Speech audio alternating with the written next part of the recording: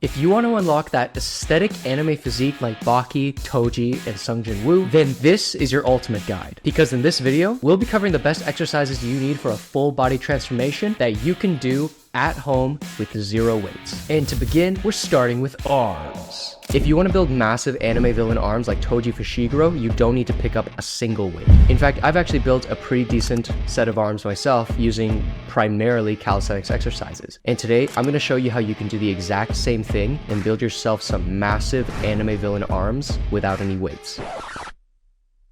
I'll be going into detail on how you can train your entire arm. I'll be giving you guys some calisthenics exercises that I've personally used over the years to build aesthetic arms. And I'm also going to show you the proper technique for each of these exercises so you can train your arms super effectively. Now, before we jump into it, let's take a look at what makes an anime villain arm super aesthetic. Take Toji, for example. He's got huge arms that allows him to wield a variety of weapons, massive swords, polearm nunchucks, and the inverted spear of gun. I like the gun. But that's beside the point. To be able to develop fully aesthetic arms, we need to train all three parts of them. The first and most obvious muscle is the bicep. Ah yes, everybody's favorite muscle. The biceps are what really show off that you go to the gym and work out. And if we look at Toji's arms, yeah, he definitely works out. But if we want to actually talk about arm size, we cannot sleep on the triceps. They make up 2/3 of your entire arm. So it's important to train those if you want to build arm mass. And especially for those who want to chase aesthetics, getting that horseshoe muscle that's on the back of your triceps is just chef's kiss. Amazing. But like I said before in my Train Like Toji video, it's not just about the biceps and triceps. We also got to put a lot of attention on those forearms. Now, forearms are often a lagging body part for most people, and a lot of people don't know how to properly train their forearms, especially in calisthenics. But it's important that you do know because they are essential for building aesthetic arms. For one, they're going to be the muscle that most people will see when you're in a t-shirt or if you roll up your sleeves. And second, it's a very attractive muscle to women. Like, someone who already looks built, already goes to the gym, is already an attractive guy. But once he whips out his veiny forearms, get your mind out of the gutter. No, you're gross. I don't know what it is about veiny forearms that are so attractive, but damn, it's crazy. When you're showing off those striations and that vascularity, I don't know. It looks very good, very aesthetic. But while I say that, don't go crazy on your forearm training. You don't want to look like Popeye, unless that's the look you're going for. So we got to train all of our arms thoroughly and evenly so that we have a nice balanced look. And of course, we're going to start with the biceps. Now, there are 3 main ways to train your biceps. The first, and one that you're probably all familiar with, is of course isolation movements. And isolation is very important because that's what's going to allow us to target all parts of our bicep. See, there's a reason why they call it the bicep, because it has 2 heads. The inner bicep, which is the short head, and the outer bicep, which is the long head. How I like to remember it is that the short head is a little short, small guy, and he likes to hide away in the body, in the armpit. Let's move on. The best way to target the short head is to do curling movements in front of your body. And the perfect exercise for that is doing bicep curls on the rings. The rings are especially good in this case because you want to get a nice contraction, a nice squeeze. So by rotating your hands outwards, you're going to get a nice peak contraction on those biceps. Now, if you don't have rings, like a lot of you don't, then I always recommend the good old broom and chairs. But a lot of you in the comments are saying that you're falling off your chairs or you're breaking your brooms. Guys, it's not that hard. I'll show you. Place the broom on the end of the chair that's farthest from you. That's very important for you not to fall off. Then sit yourself on the ground in the position you want to be in and grab the broom or mop by the ends closest to the chair. Do not grab the middle. For the love of God, please don't. And once you do that, you just pull away. Easy. No broken brooms, no falling off. Done.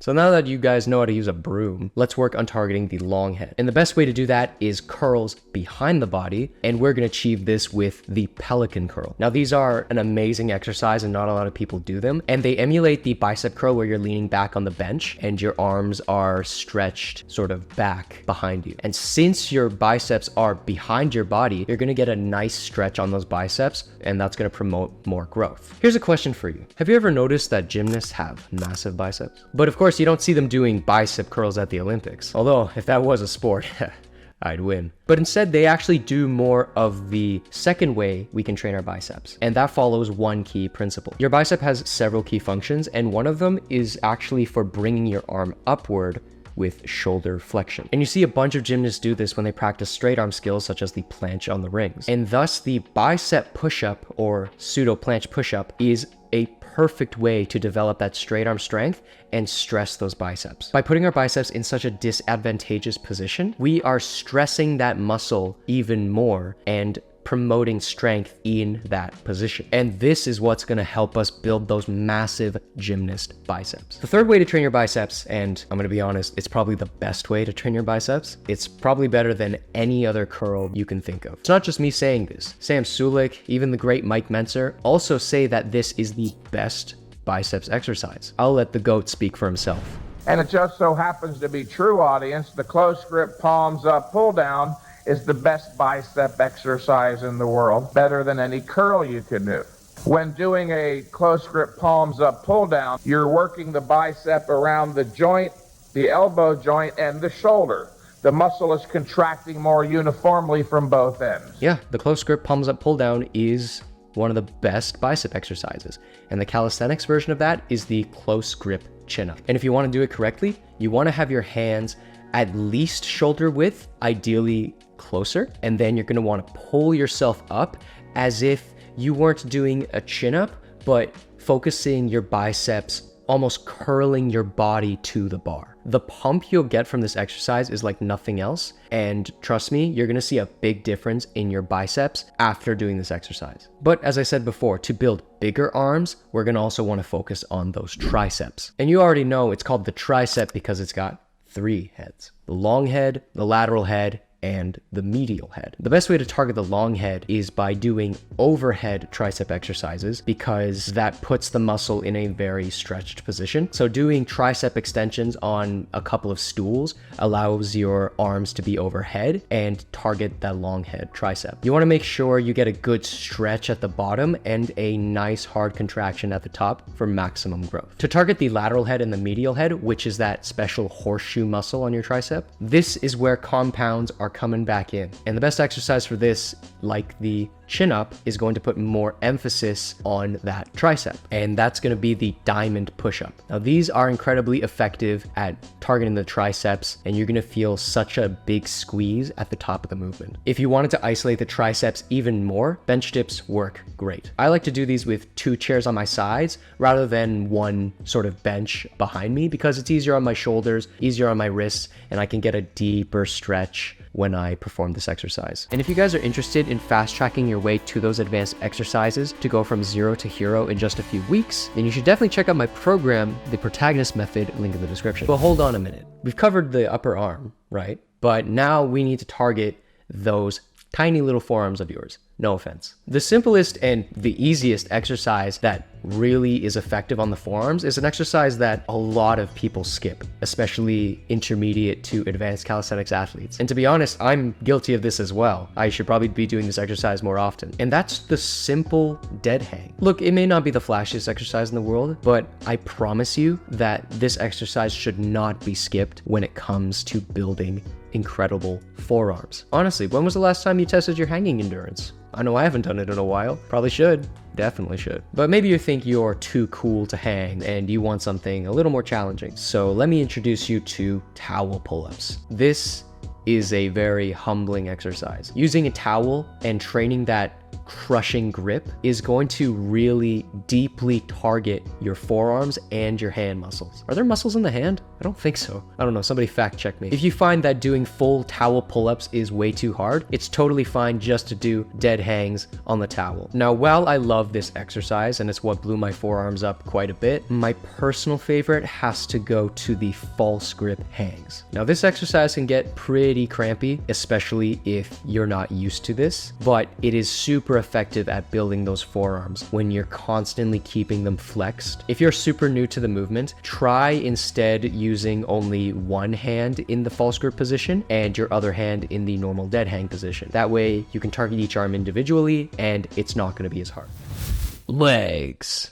You've been neglecting legs for too long, because if you want to achieve an S-tier anime level physique like Toji, Sungjin Woo, or Baki, you cannot skip leg day. Now, a lot of people think to achieve Baki level leg gains, they need to do squats until their thighs feel like raw hams. But in reality, you can achieve massive, strong, and functional legs from the comfort of your own stinky bedroom. Now, I'm no Tom Platz, but as someone with some sizable hams, you can believe me when I say you can build good legs without weights. So today, I'm going to show you guys how you can achieve anime level legs without any weights by giving you guys the best exercises to build big and strong legs, the correct techniques for each exercise, and how to properly train in order to get those juicy leg gains. So what does it take to build big anime level legs like Baki? And how can we do so without a squat rack or dumbbells? Well, let's take a look at Baki and see what makes his legs so big and strong. Baki is known to have some of the most powerful legs in the show, and probably the most powerful legs in most of anime, as demonstrated through his kicking strength. And the majority of that size and strength is going to come from his quads, which is responsible for creating that power, not only for Baki's kicks, but also for his mad hops too. But Baki does more than jump around and kick ugly people in the face. He's also incredibly fast and can reach top tier speeds. Now, your leg's overall development contributes to speed, but a majority of that speed comes from having strong hamstrings and strong calves. So if you not only want to be strong, but to be fast, you gotta hit these as well. But of course, we can't forget the most important muscle for the legs, which also happens to be the biggest, your thick cheeks. Not only are these the most important for baking that cake, but they also play a key role in all leg functions. Strength, speed, power, kicking power, stability, all the works. Your ass does it all. Plus having a premium caboose adds to that anime level physique. Just look at this picture of assless Baki. It's sad, really. So if you're ready to build some strong glutes like this guy, and of course build the rest of your legs, let's get into it by starting with the quads and the glutes. First of all, when it comes to quad and glute development, nothing is going to beat the tried and true bodyweight squat. It's beginner friendly, easy enough to do, and builds good muscle. And it's also the foundation for every exercise coming up in this video. Even Baki did a bunch of squats to develop his legs until his legs caught on fire. Take a shoulder width stance and then initiate the squat by sticking the butt out. Lower down however deep you can tolerate, and then go back up without raising your hips too high above your knees. Think about at the top of the squat, there's a rope pulling your hips forward. So as you come up, you're squeezing your quads, you're squeezing your glutes, you're squeezing everything, and you're developing everything. If you can't do squats yet, whether due to bad knees, you can always do box squats, which is just doing squats while sitting on a chair at the bottom. And if you're one of those guys who says squats are boring, I kind of say that. Then try having some fun with some of these variations, like side to side squats, pause squats, Buddha squats, sumo squats, and many more variations of squats. Tons of ways to make squats more effective with just your body weight. But I do understand where people are coming from, why people say it's boring, it's not challenging enough. Because one of the most difficult things about bodyweight squats is that, well, you're only working with one load, which is your entire body. The amount of weight you can lift is limited to how much you weigh. Ergo, the amount of force you can produce is limited. So we need to force ourselves to use more leg strength in order to stimulate more growth, which is what the rest of the exercises aims to do. And one of the best exercises you can do to get stronger legs without any weight is explosive squats or jumping squats. By just jumping as hard as you can at the top of the squat, you're forcing your leg muscles to push far harder, even though you have no extra weight. Not only is this great for leg strength, but it's also great for developing that explosive power, just like Baki. But let's say you want to train more than power. You are chasing Baki's leg strength. So gents, let me introduce you to the holy grail of calisthenics leg training, the pistol squat. Oh, the pistol squat is so magical, it's amazing.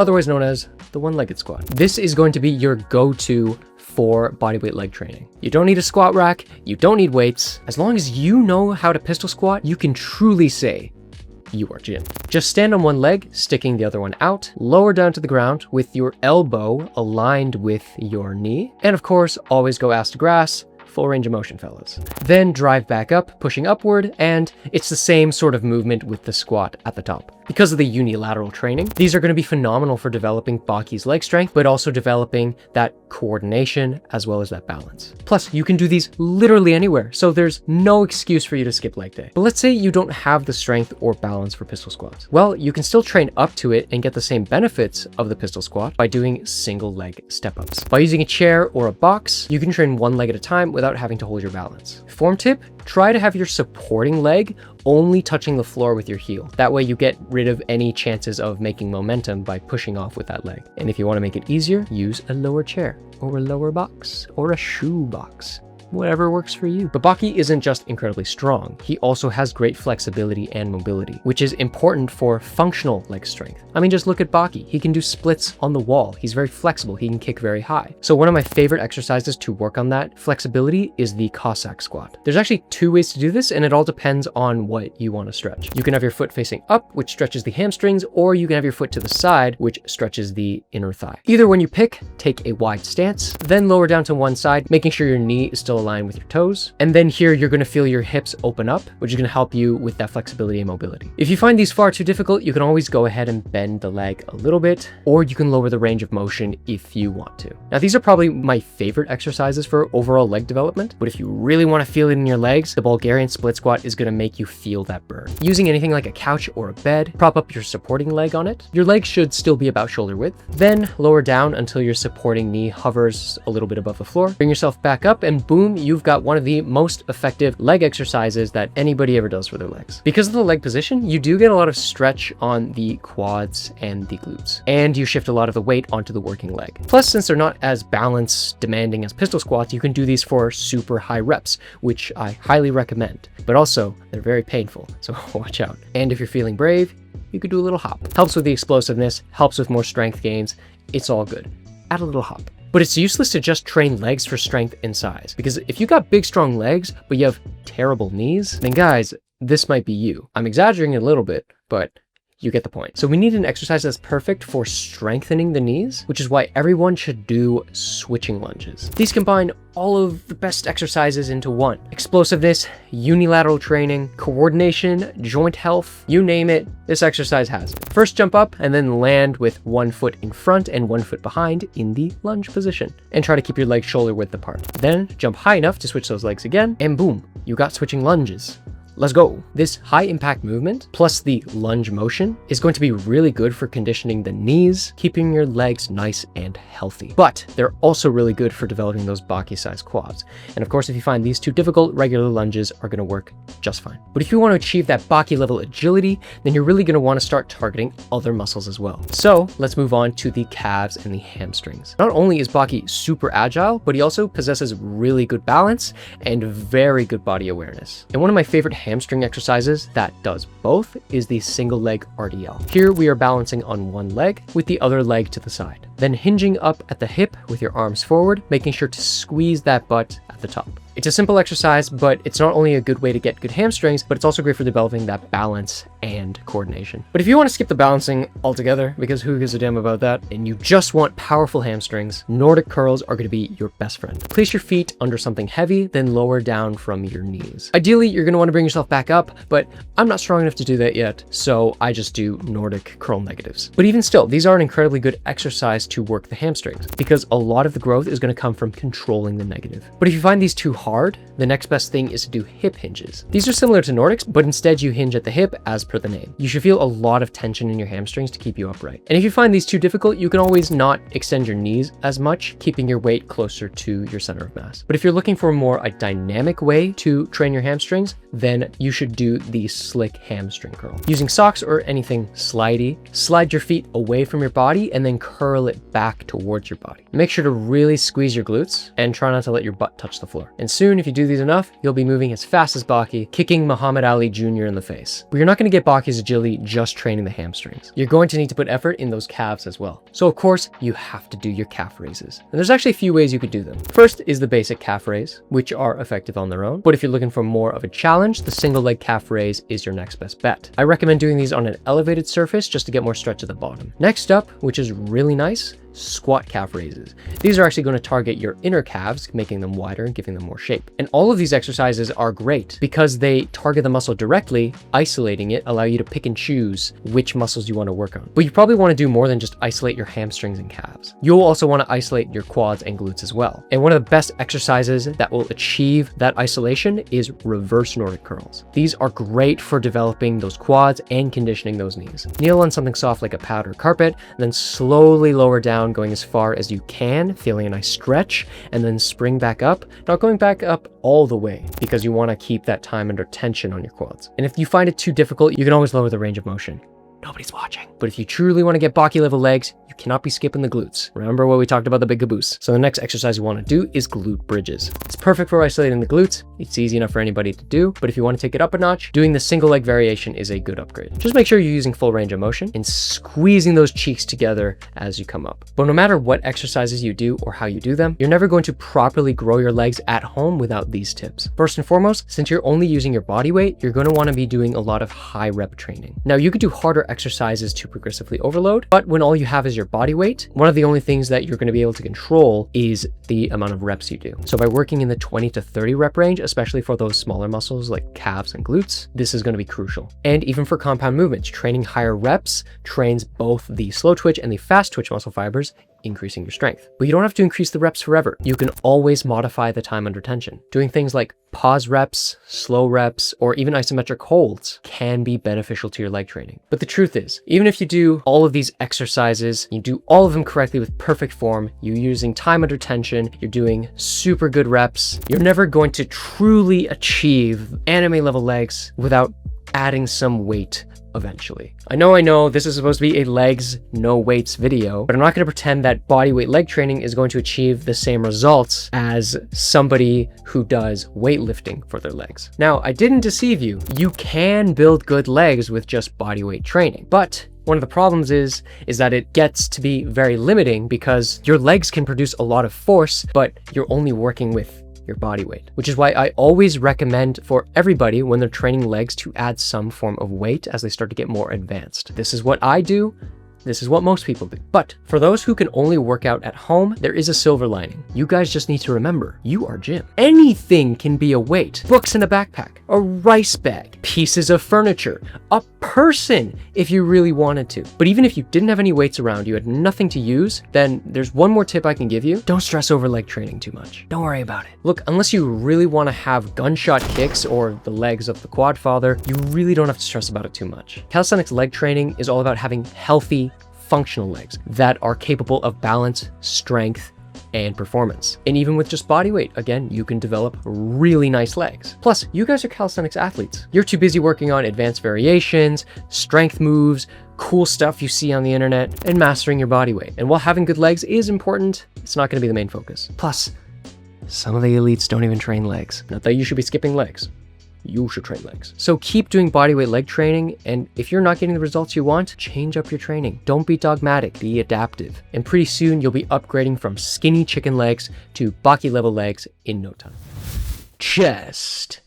Want to build some double D level milkers like Baki Hama, Takedo Oma, or hell, even Star Platinum, but maybe you don't have access to weights, a bench, or cable machines. Or maybe you want to switch up your chest workout a bit and incorporate some calisthenics into your routine. Well, whoever you are, you handsome bastard, today I'm going to show you how I developed my chest at home without any equipment. I'll be giving you guys my favorite chest exercises that help me to build my chest. I'll show you guys the proper technique for each of these exercises that help to target my chest the best. And as a bonus, I'll throw in some extra tips that help me to grow my chest very quickly. Now I'm sure there's some of you out there saying, just get under the bar, bro. Just do bench press like a man. You think you're gonna grow your tiny pecs with just... Dude.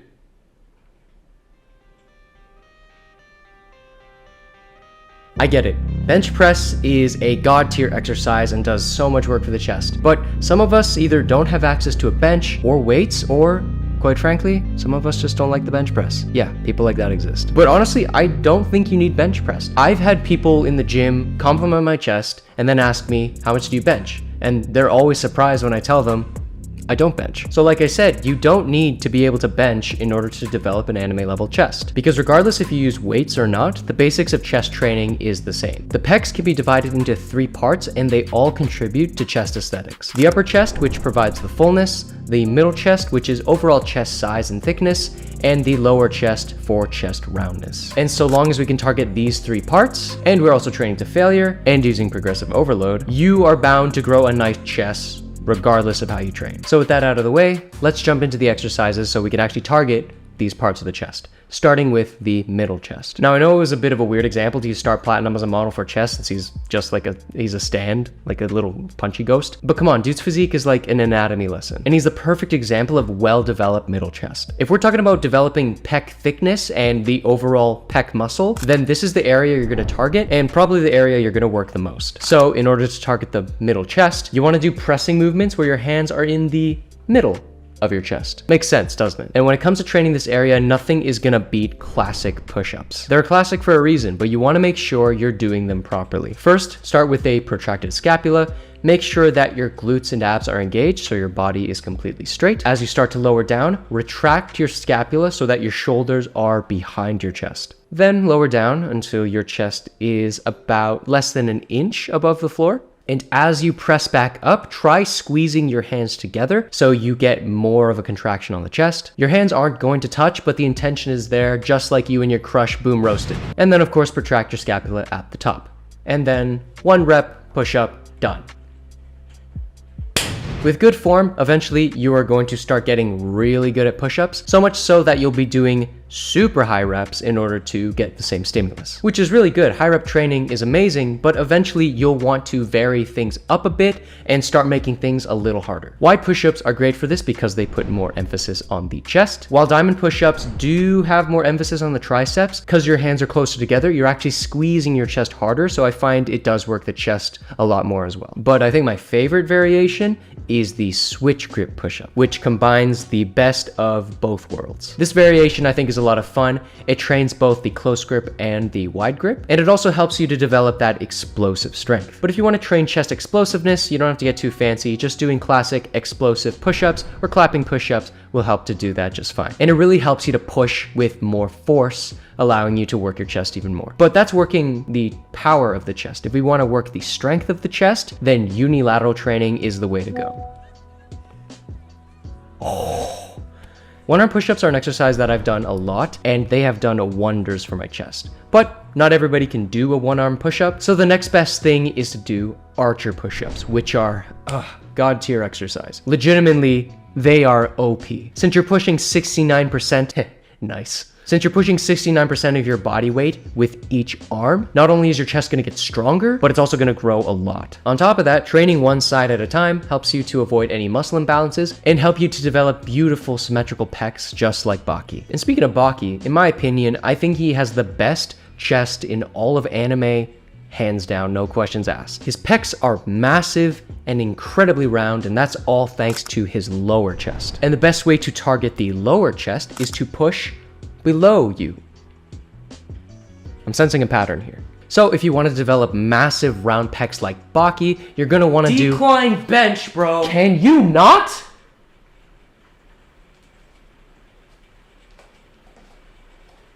Man, that guy's annoying. Sure hope he doesn't come back at the end of the video. As I was saying, you should do dips. Not only are you pressing most of your body weight, but you'll also be working your entire chest, especially the aforementioned lower chest. The way I like to perform dips is to have my chest slightly angled forward so that I'm putting more emphasis on my pecs, and to me it feels better on my shoulders. I also like to go as deep as I can so I can get a really good stretch on the pecs. But if you're someone who has shoulder pain or you just want some different variations, then you should try out straight bar dips. They use less range of motion, so they're not going to hurt your shoulders as much, but personally for me, straight bar dips work my chest a lot more than regular dips do. So these are worth throwing into your routine if you want to develop some big boobies. But if you're someone who can't do dips to save their life, then I recommend you do some incline push-ups. They're not going to be as hard as regular push-ups, So they're great for beginners, and at the pushing angle you're performing, you are going to be targeting your lower chest, which is amazing. And if you do all of these exercises, you will have a chest like Baki probably. I think the only person that gives Baki's chest a run for its money is Takedo Oma's chest from Kengan Ashura. Legitimately, his upper chest is incredible. Like, you can bounce a cord off of that thing. And of course, to target the upper chest, you're gonna have to push upwards. So you're gonna wanna do decline push-ups. Now these push-ups are gonna automatically force you to push upwards, targeting your upper chest. And depending on what angle you choose for your feet, it will make it harder because you're shifting the weight closer to your hands. But for optimal chest targeting experience, I like to do 30 to 45 degrees. I think that works, but you can experiment with whatever angle you want. It's well, your oyster. So now that we covered how to target all of your chest, let's go through the techniques that help me to develop my chest as quick as possible. The first, and by far the best, is deficit push-ups. By adding extra range of motion by elevating your hands a bit, you are going to be putting more stretch on the pecs, which equals more gains, baby. Let's go. But if you want even more emphasis on the chest, the next technique involves you to put some socks on your hands. With this, your hands are going to be sliding across the floor, going out and in as you perform the push-up, almost like a chest fly. And it's going to be isolating your chest just a little bit more, stretching out your pecs at the bottom and then maximally contracting them at the top. But my favorite technique, which is a lot of fun, but it can be a little bit dangerous. Take a couple of skinny objects and stand them on their skinniest side, and that's going to be the base of support for your hands. And as you start to perform your push-ups, it's going to be super shaky and uncontrollable, but that's a good thing. The instability is going to force you to keep your muscles flexed, giving that time under tension, but it's also going to be training those deep stability muscles, and more hypertrophy will ensue. Just please be careful when you do these. Abs. Achieving aesthetic anime level abs of the likes of Eren Yeager, Gojo Satoru, or Baki Hanma is the #1 goal for most new gym goers. And the reason for this is, 1, it looks amazing, and 2, it's really hard to do. In fact, in America, you're more likely to become a millionaire than you are to have a six-pack. So, I may be broke, but at least I have abs. While a six-pack isn't easy to achieve, today I'm going to try to simplify ab training for you so that you can develop your own six-pack and become the 0.25% of people who've unlocked this achievement. Coming up, we're going to take a look at how to properly train your abs. I'll be giving you guys some of the best ab exercises, in my opinion, that you can do at home to train your entire core. And we'll also talk about how often you should train your abs in order to develop aesthetic anime level six-packs. But before we begin, we need to understand one thing. What are the key aspects of having aesthetic abs, and how do they fall into the aesthetic physique overall? Well, just take a look at your average anime protagonist. Like the aforementioned Eren, Gojo, and Baki, they all have one thing in common. They are all incredibly lean, which allows them to actually show off their abs. See, you can do all of the core training you want, you can spam crunches and leg raises, but you're not going to be able to actually show your abs if your body fat percentage is too high and they're covered in layers of fat. And of course, this is going to come from proper dieting and managing your calories. Secondly, every anime character ever has a set of abs paired with a wide set of shoulders. Think of Toji, think of Garo, and think of any JoJo's Bizarre Adventure character. So in order for your abs to actually be aesthetic, you need to be training your other muscles as well in order for everything to fall together and complement each other. You can't just be that guy who only trains abs, unless you want to be built like the Colossal Titan. Actually, that doesn't sound that bad. And lastly, on top of having the actual pack, those, I don't know what you call them, buns, aesthetic abs also have distinct definition on the sides and on the lower part of the abs, which is also known as the V-line. And this comes from training all parts of the abs, not just the main pack part. So with that, let's take a look how we can thoroughly train all of our abs in order to get that aesthetic look. Of course, when we want to train any muscle, we should look at the anatomy, or in this case, the abnatomy. Now, I'm not going to go into every single muscle in your core, but we are going to look at the 3 main ones that make up aesthetic abs. And in order to target these 3 muscles, we're going to have to understand 3 key movements that your abs do. And one of these key movements is spinal flexion, which is just bending the spine forward. And this is going to target the rectus abdominis for that six-pack look. Now, I say six-pack as a loose term for abs Genetically, you can have an 8-pack, you could have a 10-pack. I myself have a 4-pack. I cry about it every night. And unfortunately, there's no way to increase the number of packs since that's how you're born. But you have what you have and you should be proud of it, which is also what I tell myself every night. So exercises that work spinal flexion involves anything that bends your spine forward. A classic example is crunches, which is more upper ab focused. But since we want to target all our abs, we want to maybe do some lower ab exercises, such as leg raises, which is going to work that V line near your waist. You could do these on the floor or you can do these hanging. I personally prefer hanging leg raises because I feel more of a contraction at the top. Another classic ab exercise, especially in calisthenics, is the L-sit. And this is going to work your entire core, your upper abs and your lower abs. And you can do these hanging, which is a lot easier, but if you want a challenge, try doing these on the floor. A word of caution, repeated spine flexion can cause some back problems, especially if you already have existing spine issues. So just a word of warning, don't be spamming crunches every hour of every day. Besides flexion, your abs are also responsible for rotating your torso. Using this movement, it's going to target the obliques, or your side abs. Now, I've said before in my Skinny Fat to Aesthetic guide that when you train obliques, it tends to make your waist look wider and blockier. For some people, well-developed obliques look really good. On the other hand, if you happen to have really wide obliques, it can make your waist appear wider. Unless that's the look you want to go for, training obliques isn't probably what you're going to want to do, especially for aesthetics. But if you still want to train your obliques, here are some exercises that I recommend. Now, windshield wipers are a classic obliques exercise, and you could do these on the floor, but I prefer to do them hanging on a bar. Russian twists are also a really good option.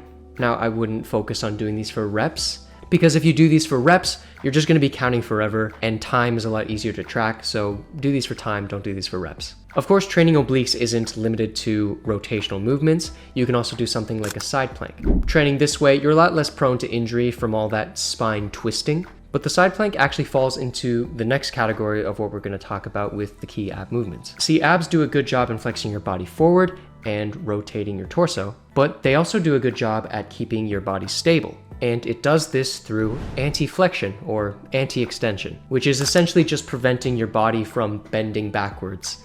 Think of Dr. Farnsworth from that one Futurama episode. Now, anti-flexion, I think, is the best way to train abs. Most, if not all, exercises that fall under this category train your entire core, but it also trains your abs very deeply, targeting a muscle you guys probably never heard of, the transverse abdominis. Now, this muscle functions as your body's own personal weight belt, and you can also think of it like a corset, because when you train this muscle, it shortens in length, it gets tighter, and that actually cinches your waist down, giving you a smaller waist and adding to aesthetics. So, if you want to get a smaller waist, here are a few anti-extension exercises that I personally recommend. You may think I'm going to say something like plank, but planks are boring. Instead, we're going to do something more fun, and that's the dragon flag. Now, if I could only pick one ab exercise to do for the rest of my life, it would be these. Not only does it look cool, it works your abs like crazy, and it's honestly not that hard to do. But even saying that, it's not a beginner-friendly exercise. So if you guys want me to do a dragon flag tutorial, let me know in the comments or join my Discord and you can vote on what video I do next.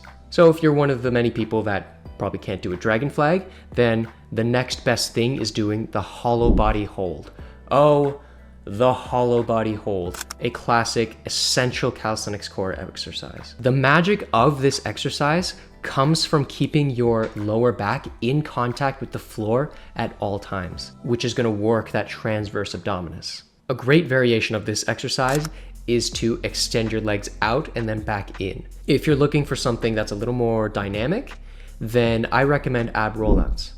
Now, you don't need an ab rollout wheel to do this. In fact, you can do this with a regular old office chair. Now, depending on your strength level, you can either do these on your feet, or if that's too difficult, you can do these on your knees. Both variations will work your core extremely well. So, now with the exercises out of the way, how often should you actually train abs?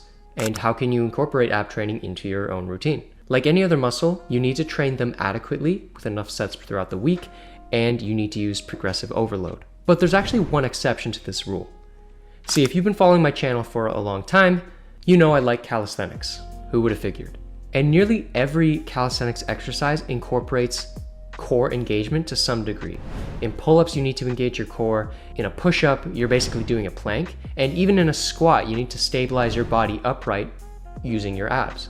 So if you regularly practice calisthenics, then you don't necessarily need to train abs in order to achieve them. If you have good diet, are lean enough, and you're working out regularly, calisthenics exercises, your abs are gonna show, guaranteed, without any additional training. But of course, training abs doesn't directly hurt calisthenics. In fact, it is beneficial. So how often should they be trained?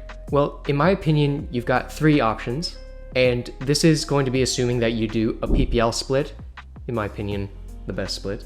Number 1, you can train them for a small amount of time after each workout. So maybe after a pull day, after a push day, you can do a couple sets of some of these ab exercises, and that would be your entire workout. And this is good for people who don't really want to change their already existing routine and compensate for ab training. Number 2 is to train a moderate amount of abs on a particular day. A perfect example of this, and something that I used to do, was train abs after each of my leg days. And it worked for me, but I did have to restructure my leg days so that I didn't affect how long I was working out for. And of course, number 3 is to just have a dedicated day for abs. And this is something I also did near the beginning of my fitness journey.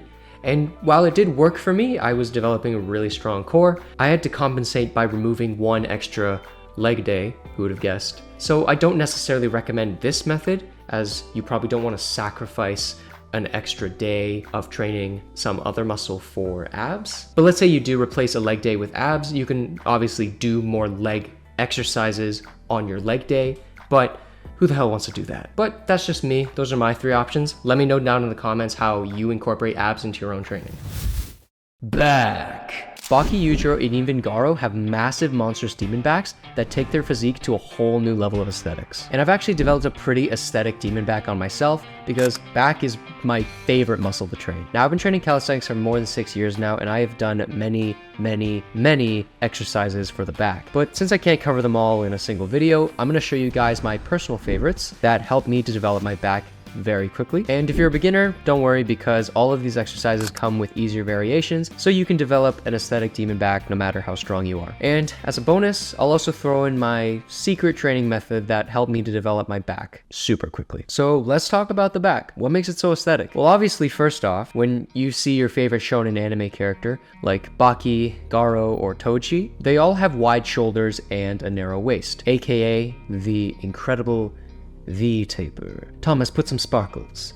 V-taper. And a big proponent of that V-taper comes from having a wide back, because it creates that gradual line from your shoulders down to your waist, giving you that Dorito look. Plus, if you have a naturally larger waist, like myself, cry, a large back can create the illusion of a narrow waist by offsetting your proportions. So it's crucial to develop back width if you want to develop anime level aesthetics. Like, imagine if Baki had no back. Then he would just be E. Also, every single anime character with a good back is standing tall and proud, giving them more confidence and a little bit more aura. And that's because their back muscles are supporting their spine and keeping them upright, giving them very confident posture. I bet you just adjusted your posture just now. Don't lie, you did. I see you. I always see you.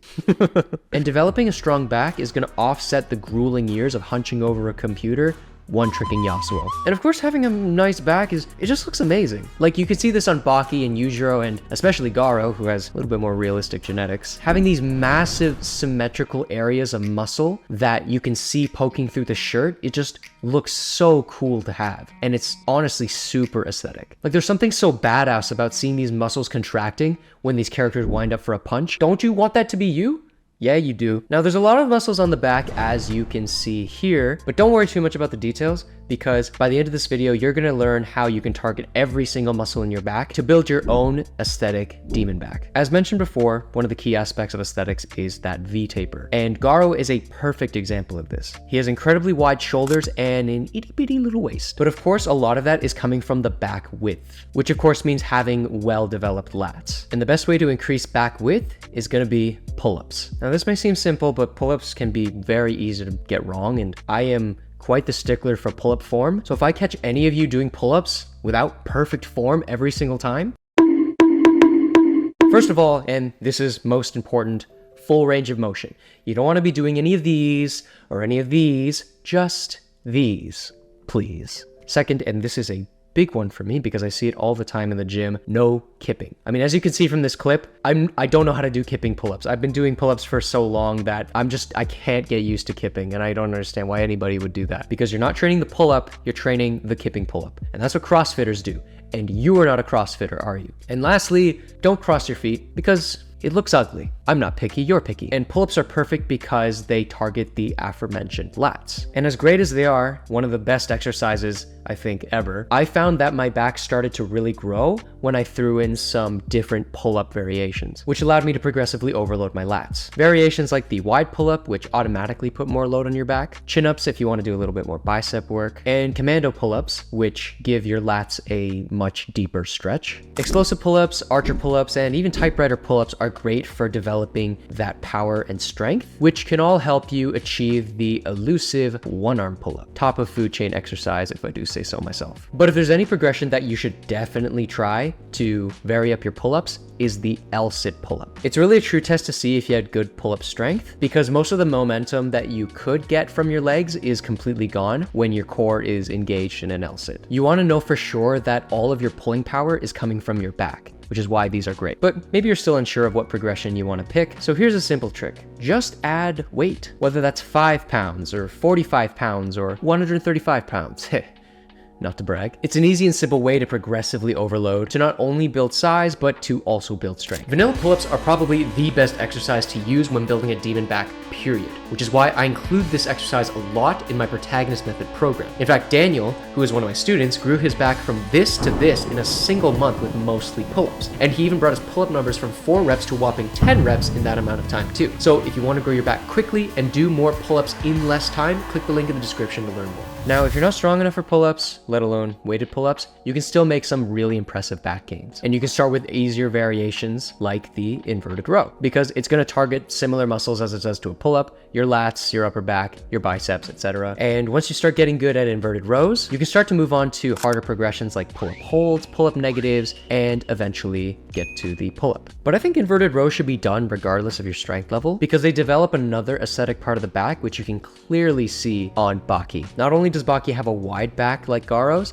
but he has a very thick turtle shell back as well. And you can see this in the anime, but it's a lot more prominent in his iconic side profile. Like, it's actually insane how developed his upper back is. It's thicker than Lizzo, thicker than a bowl of oatmeal, thicker than Nikocado avocado 2 years ago. Now, rows and other horizontal pulling movements do target your lats, which is why they're such a great progression for pull-ups. But they put more emphasis on your upper back, which helps to develop your back thickness, targeting your rhomboids, your traps, and all of the other great muscles up there. And progressing on the inverted row isn't that complicated. You can adjust the angle, you can make it supinated if you want to target your biceps, and you can use one hand, which is great for developing even more pulling strength. And ultimately, you want to progress enough where you don't need any feet support and you're doing front lever rows, which actually transitions perfectly to the next set of exercises. I think these exercises should be done by everybody, not just calisthenics athletes, because they're so freaking good. And adding these to my routine made a huge difference in my back gains because these exercises work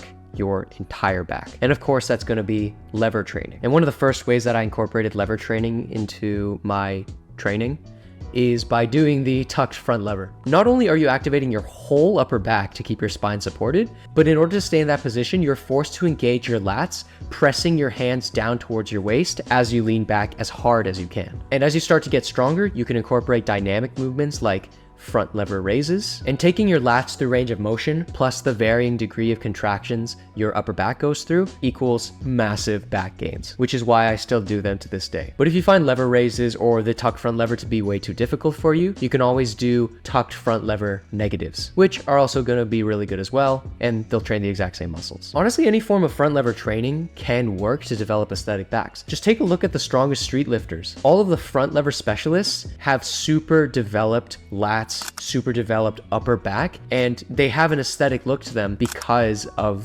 their front lever training. And of course, all of the other back training, they do like pull-ups and weighted pull-ups and stuff, but you get the idea. And if you want to achieve that level as quickly as possible, let me introduce you to my secret training method that I use to develop my back super quickly. And this is the embodiment of Go Beyond plus Ultra. It was kind of inspired by that. I call it the rep promise. And how do you do the rep promise? Let's say you want to work on your pull-ups. Take your max reps for pull-ups, let's say it's 10, and add 20% to 30% more reps onto that, let's say 12. And this is important. You want to promise yourself that you're going to finish those reps every single set each time. And if that means you reach your max, which is 10, take a little break, 10 seconds or so, get back on the bar, and continue to rep out until you reach your rep promise, even if it means you're just doing 1 rep at a time. Now, one of 2 things will happen. Either 1, you're gonna find out very quickly that your max reps is higher than you thought and you weren't training as hard as you could have. Or 2, you know for certain that you trained to failure and beyond. You went beyond plus ultra. And I have used this training method a lot, not just with pulling, but with pushing and legs as well, in order to develop an aesthetic physique. Besides the massive back bump, my entire back would always feel like exhausted. So I know for sure that I worked every single muscle fiber in my back to its fullest. And then I'm just dead. Like, I'm dead. Do I recommend you do this every workout? No, because it can be very fatiguing. But incorporating it once or twice a week is really gonna help you to develop an aesthetic demon back similar to Baki. Shoulders. I know you weebs want to develop some gorgeous anime physiques. And while big arms and shredded abs are peak anime protagonist vibes, the greatest and most masculine feature of any anime character is a pair of wide, bulky shoulders.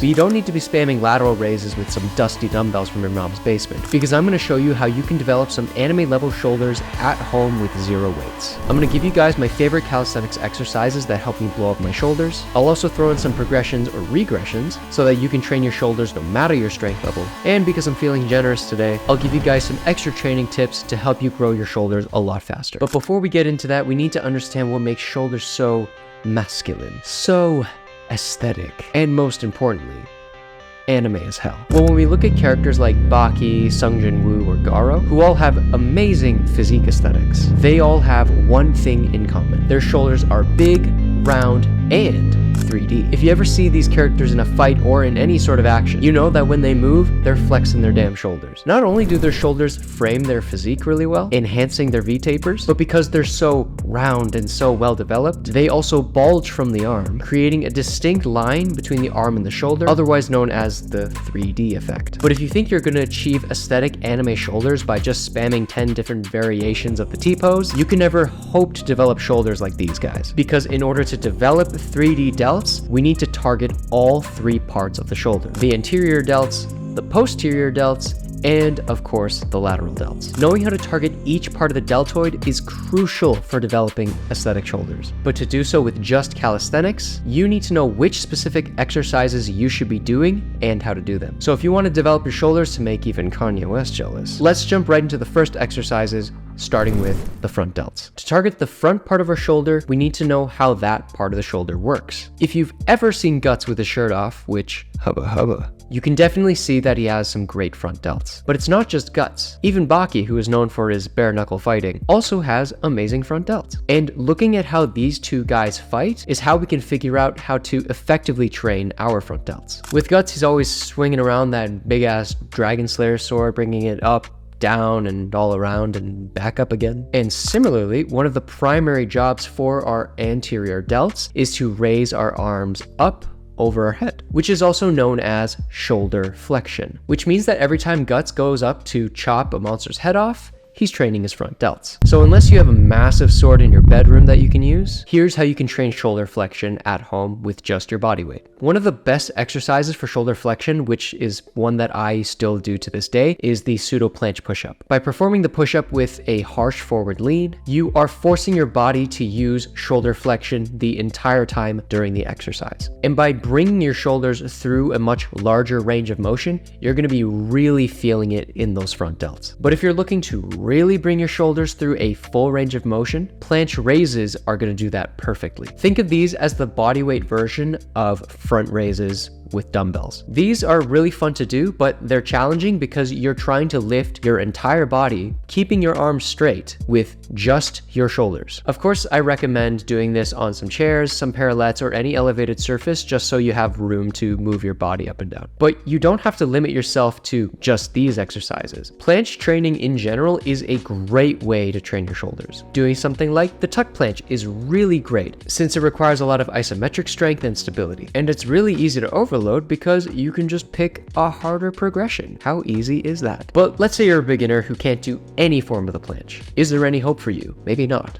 but there is, because the planche lean is going to serve you very well. You can control the amount of lean very easily, making it accessible to just about everybody. Plus, it's a great exercise to work your way up to getting the tuck planche. But we're not done talking about the anterior delts yet. We still need to talk about Baki. See, Baki doesn't do much sword fighting. He's more of a punchy, fisty fighting boy, directing most of his power and force in front of him. And luckily for us, another key functionality of the front delt is, what is it?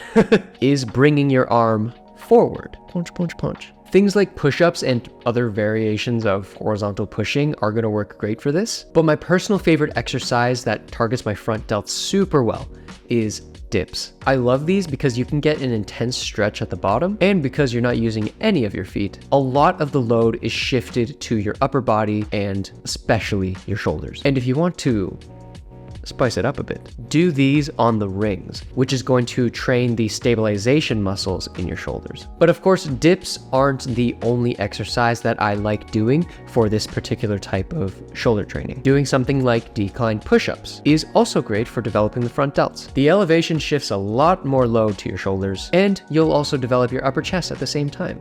What a bonus. And if you want to get really fancy, doing these with a close grip forces your arm to go across your body, targeting those shoulders even more. So now that we've crushed the front delt, let's move on to the side delts, which is the key to developing that wide anime look. And if you want more than just anime level shoulders, like aesthetic arms and a demon back for a full anime physique, then definitely check out my calisthenics game plan, link in the description. But now, back to the side delts. Because you're not here just to develop some big ass front delts. You want to get some big side delts to get those super round, wide shoulders and become the Dorito you were always born to be. And if there's anybody who embodies that Dorito look, it's Zoro from One Piece. Now, Zoro is known for having a very rigorous training routine, lifting massive weights and even doing some impressive calisthenics. But specifically, I'm looking at his overhead press and his super heavy handstand push-ups on his thumbs.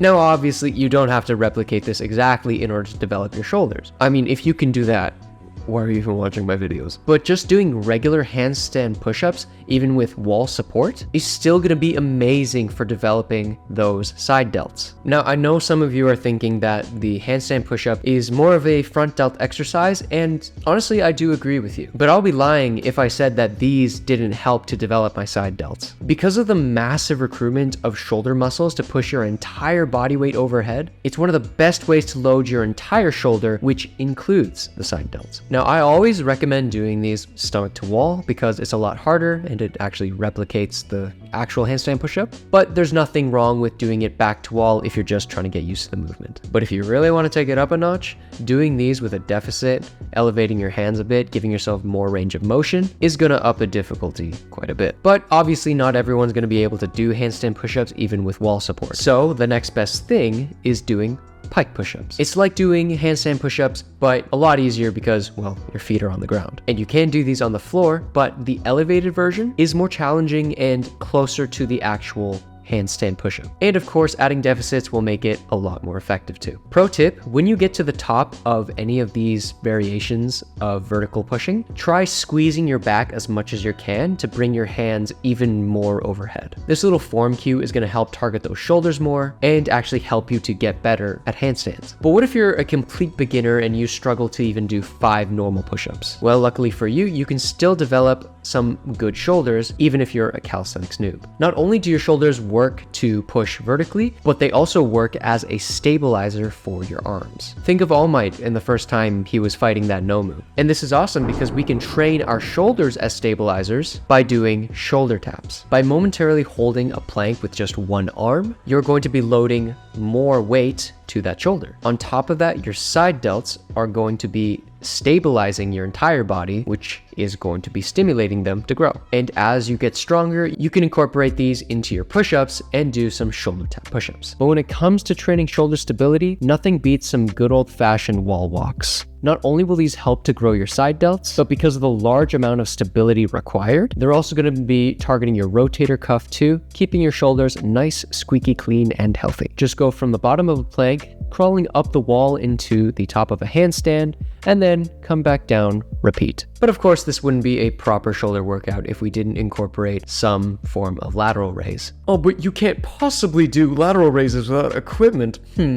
Well, I mean, not with that attitude, you can't. Because remember, gentlemen, you are Jim. You can actually perform lateral raises with just your body weight. How? Stand with your arm against a wall as it is bent to 90 degrees. Shift your feet away from the wall, keeping your body straight. Then press your forearm into the wall, pushing yourself away, and repeat for reps. And the more you step away from the wall, the harder it's going to be. Now, these may look simple, but once you start doing them, you're going to really feel it in your side delts, trust me. Oh, but if you think we're done training shoulders, then think again. Because the problem with most of your guys' shoulder training is that a lot of you only work your show muscles, that being the front and the side delts. Not a lot of people put a good amount of attention to their rear delts, and that starts to become a problem. The rear delts are just as important because they stabilize the rest of the shoulder joint. And this is important because if you're that aggressive gym bro just trying to train chest all day, you're going to need to balance that front delt strength with some good rear delt strength. And luckily for us calisthenics athletes, we get plenty of rear delt training from basic exercises like pull-ups and rows. But to really target our rear delts, we'll want to do some more specific exercises. And in my opinion, there's really only two that you need. The first one is a classic that everybody does at the gym, but you can easily do them at home with zero weights. And that's the face pull. All you'll need is a pair of rings, or if you don't have any rings, you can use the bedsheet method,